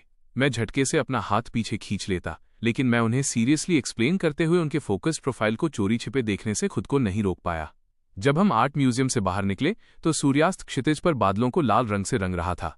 बिंग बिंग ने मुड़कर मुझसे पूछा, पास ही में एक बहुत अच्छी कॉफी शॉप है, क्या थोड़ी देर के लिए वहां चलना चाहोगे? मैं पिगमेंट एनालिसिस पर एक बुक लाई हूं, तुम उसे देख सकते हो। मैंने धीरे से सिर हिलाया। इस कोमल और विचारशील महिला के प्रति मेरा दिल धीरे धीरे नरम हो रहा था। दूसरी तरफ प्लेन लैंड होने के बाद लू आर्यू यान शायांग का सूटकेस उठाकर आगे चल रही थी। उसके पीछे आ रहे उस यंग मैन ने चारों ओर देखा और पुकारा, लू आर्यू यान, उस खूबसूरत बिल्डिंग को देखो। शायांग ने उसकी आस्तीन खींची और आगे की ओर दौड़ा। उसकी उंगलियां गलती से उसकी कलाई से टकरा गईं। लू आर्यू यान ने उसकी नज़र का पीछा किया। पिछले ऑटम में जब वो मुझे एक कॉम्पिटिशन के लिए ले गई थी, तब मैं भी बिल्कुल इसी तरह एक पेड़ के नीचे खड़ा होकर उसकी तारीफ कर रहा था। उसने अपने फोन की ओर देखा। चैट अभी भी उसी मैसेज पर थी जो उसने बोर्डिंग से पहले भेजा था। फैंग युआन, तुम कब आने का प्लान कर रहे हो? मुझे अपने स्कूल की स्टार्ट डेट बता देना, मैं तुम्हें एयरपोर्ट पर पिक कर लूंगी। चलो, पहले तुम्हारे सामान को ड्रॉप करने के लिए डॉर्म चलते हैं। उसने अपनी यादों को पीछे धकेला और मुस्कुराते हुए शायांग से बात की। जैसे ही लू आर्यू यान उसका बिस्तर ठीक कर रही थी, शायांग पास के सोफे पर बैठ गया। चेयर पर बैठकर लू आर्यू यान को देख रहा था। तुम मेरे लिए कितनी अच्छी हो, काश तुम हमेशा मेरे लिए इतनी ही अच्छी रह पाती। लू आर्यू यान ने कोई जवाब नहीं दिया। उसने बस तह किए हुए कंबल को बेड के किनारे धकेल दिया। शाम को कैंपस में टहलते समय शायांग अचानक करीब आया और उसकी बाह पकड़ ली। रुयन, आज रात नए स्टूडेंट्स के लिए वेलकम बॉनफायर है। मुझे अकेले जाने में शर्म आ रही है, मैं तुम्हारे साथ चलूंगा। लू आर्यू यान उसे दिलासा देने के लिए मुस्कुराई। जैसे ही उसके मुंह से शब्द निकले, उसकी जेब में रखा फोन बज उठा। ये सोचकर कि वो मैं हूं, उसने जल्दी से फोन निकाला, लेकिन वो सिर्फ मौसम का पूर्वानुमान वेदर फोरकास्ट था। उस रात वेलकम पार्टी में आग की लपटें चटक रही थीं। माहौल बहुत ज्यादा जीवंत था। शायांग ने पके हुए मीट का एक टुकड़ा लू आर्यू यान के मुंह के पास किया। जैसे ही उसने उसे लिया, गलती से उसकी उंगली का पोर कट गया। वो ऐसे पीछे हटा जैसे जल गया हो। उसने अपना हाथ झटके से वापस खींच लिया। उसके कान बिल्कुल लाल हो गए। आसपास के लोग उन्हें चिढ़ाने लगे। वो मुस्कुराई, लेकिन उसकी आंखें बार बार अपने फोन की स्क्रीन पर जा रही थीं। क्या फैंग युआन ने अभी तक तुम्हारे मैसेज का रिप्लाई नहीं दिया? क्या वो तुमसे नाराज है? लू आर्यू यान ने स्क्रीन को घूरते हुए अपनी भौहें सिकोड़ी। बिल्कुल नहीं, वो उस तरह का इंसान नहीं है जो आसानी से नाराज हो जाए। शायांग ने अपना सिर झुका लिया। शायद उसके फोन की बैटरी खत्म हो गई होगी। ज्यादा चिंता मत करो। पूरी शाम की पार्टी के दौरान लू आर्यू यान का ध्यान पूरी तरह भटका हुआ था। वो एक अंधेरे कोने में छिप गई, कॉरिडोर की खिड़की के सहारे खड़ी होकर मुझे टेक्स्ट करने लगी। तुम कहाँ हो? इसे देखते ही रिप्लाई करो। क्या तुम सो गए हो? चैट में उसके मैसेजेस अनआंसर्ड ही रहे। वो आधे घंटे तक स्क्रीन को घूरती रही, जब तक कि स्क्रीन ऑटोमैटिकली बंद नहीं हो गई। शायद मैं सच में थक गया था। उसकी उंगली गुड नाइट शब्दों पर ठहरी रही, लेकिन आखिर में उसने उसे नहीं भेजा। अगली सुबह जल्दी लू आर यू यान अपने अलार्म की आवाज से जाग गई। उसने तुरंत अपना फोन झपटा। अभी भी कोई नया मैसेज नहीं था। तीसरे दिन भी कोई नहीं, चौथे दिन भी कोई नहीं, एक हफ्ते बाद भी कुछ नहीं। वो और बर्दाश्त नहीं कर सकी और देखने गई। जिस स्कूल में मैंने अप्लाई किया था वो चिंगबे के ठीक बगल में था, लेकिन जब वो वहां पहुंची तो उसे आसमान से बिजली गिरने जैसी खबर मिली। रजिस्ट्रेशन टीचर ने काफी देर तक लिस्ट देखी और फिर अपना सिर हिलाया। फैंग युआन, ये नाम यहां नहीं है। इस स्टूडेंट ने हमारे स्कूल में अप्लाई नहीं किया था। लू आर यू यान का दिल मानो किसी गहरी खाई में गिर गया। उसने अपनी आंखों से मुझे एप्लीकेशन भरते देखा था। हमारी बात हुई थी, हमें साथ होना था। अगर मैंने इस स्कूल में अप्लाई नहीं किया तो फिर कहाँ किया होगा? उसके अंदर एक बुरा अंदेशा जागा। उसने तुरंत मेरा नंबर मिलाया। दूसरी तरफ से मशीनी आवाज बार बार कह रही थी, जिस नंबर से आप संपर्क करना चाहते हैं वो अभी स्विच ऑफ है। यह कैसे हो सकता है? फोन काटते समय लू आर यू यान के हाथ कांपने लगे। रुयन, तुम्हें क्या हुआ है? शायंग पता नहीं कब उसके पीछे आकर खड़ा हो गया था। उसके हाथ में दूध की 2 बोतलें थीं। फैंग युआन ने अपनी एप्लीकेशन बदल दी। उसकी आवाज रुंध गई और उसका फोन भी नहीं लग रहा है। शायंग के चेहरे के भाव थोड़े बदले, लेकिन वो तुरंत नॉर्मल हो गया। उसने दूध की बोतल का ढक्कन खोला और उसे थमा दिया। उसकी उंगलियां जानबूझकर लेकिन कैजुअली लू आर यू यान के हाथ के पिछले हिस्से से टकराईं। चिंता मत करो, चलो इंतजार करते हैं और देखते हैं, या फिर मैं तुम्हारे साथ एयरपोर्ट चलकर पूछ सकता हूं। लू आर यू यान ने दूध ले लिया, लेकिन उसे पिया नहीं। वो बस खाली नजरों से अपने फोन की स्क्रीन को घूरती रही। अगले 2 दिनों तक लू आर यू यान ने अपने फोन को अपनी नजरों से एक पल के लिए भी ओझल नहीं होने दिया। उसने मेरे बारे में किसी भी खबर के लिए हमारे सभी दोस्तों से पूछा। उसने अपने सोशल मीडिया पर एक मिसिंग पर्सन नोटिस भी पोस्ट किया। कमेंट सेक्शन में सैकड़ों रिप्लाईज की बाढ़ आ गई, लेकिन किसी को नहीं पता था कि मैं किस स्कूल में गया हूं। शायंग हर दिन उसके पीछे पीछे घूमता और उसके लिए खाना खरीदता। जब वो परेशान होती तो वो चुपचाप उसके बगल में बैठा रहता। तीसरे दिन शाम के समय लू आर यू यान लाइब्रेरी के एंट्रेंस की सीढ़ियों पर बैठी थी। शायंग ने कहा कि वो पानी खरीदने जा रहा है और अपना फोन उसके बगल में पत्थर के बेंच पर छोड़ गया। स्क्रीन अचानक जल उठी और एक वीचैट मैसेज का प्रीव्यू दिखाई दिया। ये शायंग के एक अच्छे दोस्त का था। वह फैंग युआन वाला लड़का सच में नहीं आ रहा है। तुम्हारे तरीके काफी अच्छे हैं। नीचे शायांग का कल रात का रिप्लाई था। उन शब्दों को देखते ही लू आर यू यान की उंगलियों की पकड़ मजबूत हो गई। वो बेवकूफ कभी नहीं आ पाएगा। लू आर यू यान की आंखों में अब सिर्फ मैं हूं। पतझड़ की हवा ने उसके पैरों के पास से गिरे हुए पत्तों को उड़ाया। फोन पकड़े हुए लू आर यू यान का हाथ कांपने लगा। उसने उस चैट विंडो पर टैप किया और ऊपर स्क्रॉल करके सब चेक किया। उसका दिल ऐसा महसूस कर रहा था जैसे किसी ठंडे हाथ ने उसे भींच लिया हो। उसकी हथेली में फोन दहकते हुए अंगारे जैसा लग रहा था। लू आर यू यान ने जोर लगाकर अपना सिर उठाया और देखा कि शायंग एक प्लास्टिक बैग लिए दौड़ता हुआ आ रहा था। उसके चेहरे पर एक मुस्कुराहट भी थी। लू आर यू यान, मैंने तुम्हारा फेवरेट स्नैक खरीदा है, पहले कुछ खा लो। लू आर यू यान ने घबराहट में फोन छिपा दिया और अपनी वही पुरानी मुस्कुराहट चेहरे पर ले आई। उसके हाथ से ब्रेड लेते हुए उसे वो चैट याद आई जो उसने अभी फोन पर देखी थी। उसका दिल जोर जोर से धड़क रहा था। वो उसे फिलहाल इस बारे में पता नहीं चलने दे सकती थी। उसने अपना सिर घुमाकर अपने बगल में देखा। शायंग का चेहरा बहुत मासूम और बेगुनाह लग रहा था। पहली बार उसे उस पर शक हुआ। लू आर यू यान ने पूरे 2 दिनों तक खुद को अपने डॉर्म रूम में बंद कर लिया। उसके फोन की स्क्रीन जलती और फिर बुझ जाती। उसने कम से कम 100 बार मेरा नंबर मिलाया होगा। रिसीवर से उसे जो कुछ सुनाई दे रहा था वो बस एक ठंडी टोन थी। मिस, हमें मिस्टर फैंग का कोई एप्लीकेशन रिकॉर्ड नहीं मिल रहा है। डोमेस्टिक फ्लाइट्स पर भी उनके लिए हाल ही की टिकट खरीद की कोई जानकारी नहीं है। फोन पर बटलर की आवाज सावधानी से छानबीन करते हुए आई। क्या ऐसा हो सकता है कि उन्होंने अपनी पर्सनल इन्फॉर्मेशन बदल दी हो? लू आर यू यान ने फोन को तब तक कसकर पकड़ा जब तक कि उसकी उंगलियों के पोर सफेद नहीं पड़ गए। उसकी उंगली मेरी भीगी हुई प्रोफाइल पिक्चर को सहलाती रही। उसने रुंधे हुए गले से कहा, खोजना जारी रखो। फोन काटकर वो अपनी कुर्सी पर ढह गई। उसकी नजर डेस्क के कोने में रखी एक किताब पर पड़ी, पर एक शब्द भी उसके पल्ले नहीं पड़ा। डॉम के दरवाजे से नए स्टूडेंट्स की वेलकम पार्टी का शोर गूंज रहा था। नीचे कोई लव सॉन्ग गा रहा था, लेकिन ये रौनक उसे धुंध की एक परत के पीछे बहुत धुंधली और दूर महसूस हो रही थी। अगली सुबह जल्दी लू आर यू यान के दरवाजे पर हुई तेज दस्तक से उसकी नींद खुल गई। शायंग ब्रेकफास्ट लिए दरवाजे पर खड़ा था। उसकी आंखों के नीचे हल्के काले घेरे थे। लू आर यू यान, तुम पिछले कुछ दिनों से क्लास नहीं आई हो। एडवाइजर पहले ही तुम्हारे बारे में पूछने आए थे। क्या तुम्हारी तबीयत ठीक नहीं है? लू आरयू यान ने कुछ नहीं कहा और उसे अंदर आने देने के लिए एक तरफ हो गई। शायांग ने टेबल पर ब्रेकफास्ट रखा। जैसे ही वो उसे पानी देने के लिए मुड़ा, उसकी जेब से पुराना फोन फिसल गया और कालीन पर एक धमाके के साथ गिरा। ये वही फीचर फोन था जिसे वो स्कूल ट्रांसफर करने से पहले यूज करता था। उसकी स्क्रीन पर बहुत पहले से एक दरार थी। वो अक्सर कहता था कि उसने इसे एक बैकअप फोन के तौर पर। लू आरयू यान की नज़र अचानक उस फोन पर टिक गई। कुछ दिनों पहले लाइब्रेरी में उसने जो चैट देखी थी वो एक कांटे की तरह बार बार उसकी नसों में चुभ रही थी। उसने देखा कि शायांग फोन उठाने के लिए नीचे झुका। बिना किसी वजह के उसका दिल जोर जोर से धड़कने लगा। मुझे उठाने दो। उसने शायांग से पहले ही फोन झपट लिया। उसे अपने हाथ में उस डिवाइस की ठंडी बॉडी महसूस हुई। जरूरत नहीं है, यह फोन काफी समय से खराब है। शायांग की आवाज में अचानक तनाव आ गया। उसने अपना हाथ आगे बढ़ाया, उसे वापस झपटने के इरादे से। लू आरयू यान ने सहज रूप से एक कदम पीछे लिया और स्क्रीन जला दी। स्क्रीन लॉक का पासवर्ड उसका जन्मदिन था। उसने उसे दर्ज किया। जैसे ही उसने फोटो गैलरी खोली, लू आरयू यान की सांसें थम गईं। वहां शायांग की चैट हिस्ट्री का एक हिस्सा था। मैंने बहुत पहले ही किसी को उसके एप्लीकेशन सिस्टम में लॉगिन करने के लिए पैसे दिए थे। मैंने पहले ही उसकी चॉइसेस बदल दी हैं। अगर वो बीजिंग आ भी जाता है तो वो यूनिवर्सिटी अटेंड नहीं कर पाएगा और लू आरयू यान के साथ एक ही शहर में रहने का तो वो सपना भूल ही जाए। लू आरयू यान अभी मेरे प्रति बहुत गिल्टी महसूस कर रही है। मैं जो कहता हूं वो उस पर यकीन कर लेती है। एक बार जब मैं यहां सेटल हो गया तो वो जल्दी या देर से उस फैंग युआन वाले लड़के को पूरी तरह भूल जाएगी। लू आरयू यान की उंगलियां बेकाबू होकर कांपने लगीं। खून मानो एक पल में उसके सिर तक चढ़ा और अगले ही पल उतर गया।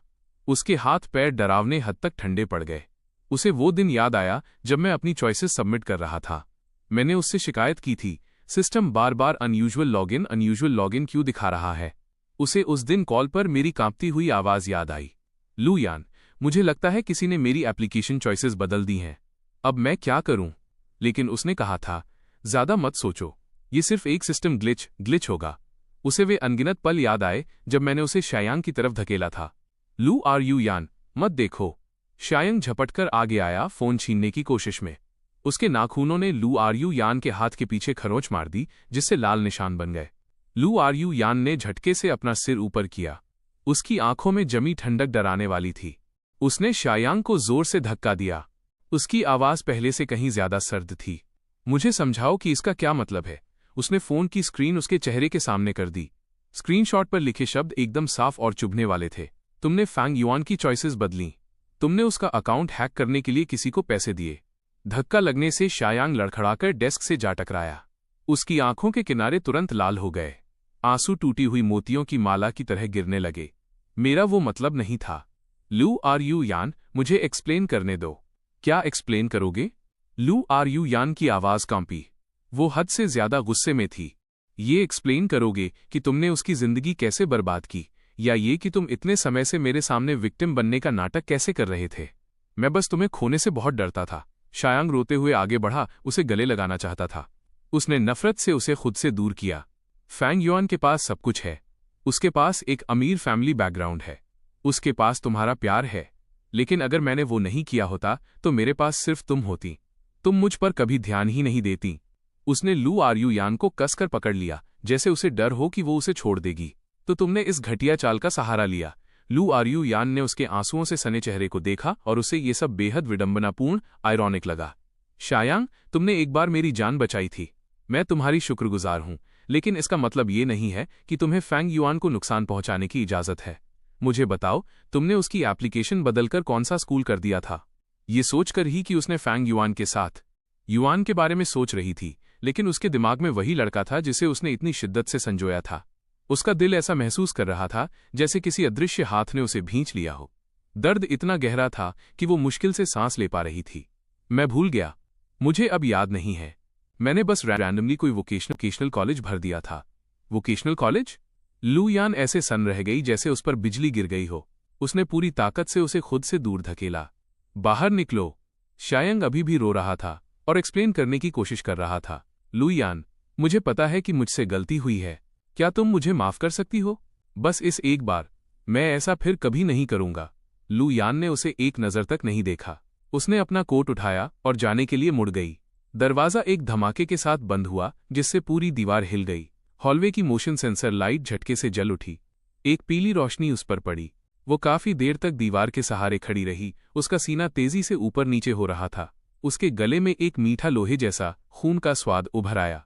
ये सोचकर उसे घिन आने लगी कि उसने एक ऐसे मलिच्छ इंसान के लिए उस लड़के को बार बार चोट पहुंचाई जिसे उसने बचपन से सबसे ज्यादा प्यार किया था। लू आर्यू यान ने मुझे खोजने के लिए बीजिंग के सभी वोकेशनल कॉलेजों को छान मारा। उसने सभी टीचर्स को घेर लिया और उनसे इतने सवाल किए कि वे परेशान हो गए। आखिर में वे बस यही कह पाए, हमें वाकई स्टूडेंट फैंग युआन का कोई रिकॉर्ड नहीं मिल रहा है, और जल्दी से ऑफिस का दरवाजा बंद कर लिया। उसके फोन में मेरे पेरेंट्स के नंबर सेव थे। उसने 3 दिनों तक हिचकिचाने के बाद कॉल करने की हिम्मत की। जैसे ही उसने अपना मकसद बताया, मेरी माँ की ठंडी आवाज सुनाई दी। फैंग युआन बीजिंग में नहीं है और वो देश में भी नहीं है। उसने पहले ही विदेश के एक स्कूल में एनरोल कर लिया है। विदेश? फोन पकड़े हुए लू आर्यू यान का हाथ अचानक कस गया और पीला पड़ गया। आंटी, वो किस स्कूल में पढ़ रहा है? मैं आपसे भीख मांगती हूँ, प्लीज मुझे बता दीजिए। वो नहीं चाहता कि तुम्हें पता चले। मेरी माँ की आवाज और भी सर्द हो गई। लू यान, एक बार जब कुछ चीजें गलत हो जाती हैं तो वापस लौटने का कोई रास्ता नहीं बचता। कॉल कट गया। लंबी बीप की आवाज लू आर्यू यान के कान में सुई की तरह चुभ रही थी। वो लेक्चर हॉल की सीढ़ियों पर ढह गई और दूर गिरते हुए पत्तों को देखने लगी। पहली बार उसने चखा कि निराशा क्या होती है। उसने पागलों की तरह अपने बाल बिखेर दिए और आखिरकार खुद को शांत करके एक फैसला लिया। दूसरी तरफ शायांग पूरी तरह से पैनिक हो गया था। उसे लू आर्यू यान के लाड़ प्यार की आदत हो गई थी। अब लू आर्यू यान की नफरत का सामना करते ही वो बेहद डर गया। वो बार बार लू आर्यू यान को खोजने गया, लेकिन हर बार उसने उसे इग्नोर कर दिया। उसे ये भी पता चला कि मैं किसी वोकेशनल कॉलेज नहीं गया था, बल्कि विदेश पढ़ने चला गया था। उसके लिए ये भी ठीक था, एक देश में एक विदेश में, तो अब लू यान और मेरे बीच कोई गुंजाइश नहीं बची थी। लेकिन जब उसने लू आर्यू यान की डेस्क पर विदेश जाने का प्लेन टिकट देखा तो वो पूरी तरह टूट गया। डॉम के नीचे शायांग ने लू आर्यू यान को रोका, जो लीव की अर्जी देने जा रही थी। लू आर्यू यान, क्या तुम सच में उसे ढूंढने जा रही हो? तो फिर मेरा क्या होगा? हमारा कभी कोई रिश्ता था ही नहीं। लू यान ने उसकी बात काट दी। उसका लहजा इतना उदासीन था जैसे किसी अजनबी से बात कर रही हो। शायांग का चेहरा सफेद पड़ गया। उसने अचानक अपना सीना पकड़ लिया और लड़खड़ाया, आंखें बंद की और जमीन पर गिर पड़ा। अगर ये पहले का वक्त होता तो लू आर्यू यान उसे बचाने के लिए पक्का दौड़ पड़ती, उसे तुरंत संभालती और घबराकर उसका नाम पुकारती। पर अब उसने बस अपनी भौहें सिकोड़ी और आधा कदम पीछे हट गईं, उसे धप से जमीन पर गिरते हुए देखती रही और उसे उठाने की जहमत तक नहीं की। शायांग, नाटक करना बंद करो। उसने ऊपर से उसे देखा। उसकी आवाज में रत्ती भर भी गर्माहट नहीं थी। मैंने तुम्हारी ये घटिया चालें बहुत देख ली हैं। शायांग जमीन पर पसरा पड़ा था। उसका रोना अचानक बंद हो गया। उसने कभी उम्मीद नहीं की थी कि लू आर्यू यान इतनी पत्थर दिल हो जाएगी। उसे ऐसा महसूस हुआ जैसे उसके दिल का एक टुकड़ा बेदर्दी से नोच लिया गया हो। दर्द इतना तेज था कि वो मुश्किल से सांस ले पा रहा था। वो इसे कबूल नहीं कर पा रहा था। शायांग उस पर चिल्लाया, फैंग युआन को अब तुम नहीं चाहिए। तुम अभी भी उससे क्यों चिपकी हुई हो? ये शब्द सुनते ही लू आर्यू यान भड़क उठी। उसकी आंखें खून जैसी लाल हो गईं। उसने शायांग को बड़ी बेरहमी से घूरा। फिर से कहो, हिम्मत है तो फिर से कहो। तो क्या हुआ अगर मैं कहूं? शायांग ने अपनी लाल आंखों से लू आर्यू यान की ओर ऐसे देखा जैसे अपनी सारी कड़वाहट निकाल देना चाहता हो। लू आर्यू यान, तुम मुझसे बेहतर जानती हो। जिस पल तुमने चिंगबे यूनिवर्सिटी वाला कपल स्पॉट मुझे दिया था, उसी पल यह तय हो गया था कि तुम फैंग युआन को हमेशा के लिए खो दोगी। एक करारे थप्पड़ ने उसकी बात बीच में ही काट दी। शायांग को इतनी जोर से थप्पड़ पड़ा कि उसका चेहरा एक तरफ मुड़ गया। उसके गाल दर्द से झंझना उठे। उसने यकीन न करते हुए अपने सामने खड़े इंसान को देखा। लू यान का हाथ अभी भी हवा में उठा हुआ था। उसकी आंखों में गुस्से की आग ऐसी थी जैसे उसे राख कर देगी। लू आर्यू यान की आवाज गुस्से से रुंधी और भारी थी। शायांग, तुम्हारी हिम्मत कैसे हुई मेरे और उसके बीच के रिश्तों पर कमेंट करने की? तुम होते कौन हो? शायांग उसकी आंखों में नफरत देखकर डर गया। उसके होंठ कांपने लगे। वो एक शब्द भी नहीं बोल सका। इसे यहां से ले जाओ। इस पर कड़ी नजर रखो। इसे इधर उधर भागने मत देना। लू आर्यू यान ने उसकी तरफ दोबारा नहीं देखा और ठंडे लहजे में अपने साथ आए बॉडीगार्ड्स को हुक्म दिया।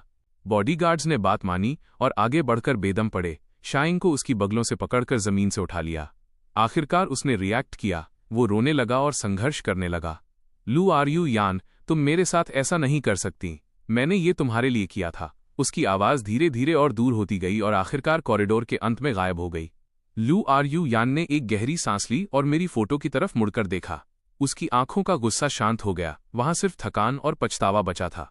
उसने अपना फोन निकाला और चिंगबे में अपने एडवाइजर को मैसेज किया, मुझे और शायांग को एक एकेडमिक रिसर्च प्रोजेक्ट के लिए बाहर जाना है। वापसी की तारीख अभी तय नहीं है, कृपया मेरे लिए इसकी रिपोर्ट कर दें। मैसेज सेंड होने का नोटिफिकेशन आ गया।